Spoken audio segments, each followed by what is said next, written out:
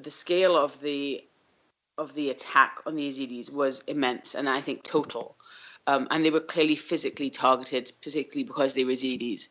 You could see from ISIS's statements prior to the attack and during the attack that they felt the Yazidis did not have a right to exist. They continually referred to them as devil worshippers, which is a historic misunderstanding of the Yazidi religion in the region. They had also, as I said, written a treatise about why they were attacking the Yazidis, setting out and comparing why the Yazidis were treated a certain way, as opposed to, example, Christians inside ISIS-controlled territory who can pay a tax and still live as Christians. Now, I should say that that is obviously a theoretical understanding that's contained in this treaties. Christians inside ISIS-controlled territory have a very, very difficult time, and I think would be correctly designated as a persecuted group.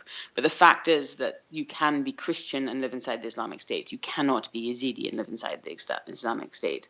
So what the Commission did was look at the context of the attack itself, the scale of the attack, the clear targeting of the Yazidis, the deliberate and systematic attacks on Yazidi men, women, and children in very concerted ways. The fact that there was clearly a whole mechanism in place, which meant all the Yazidis were funneled in through a system depending primarily on their gender and secondarily on their age.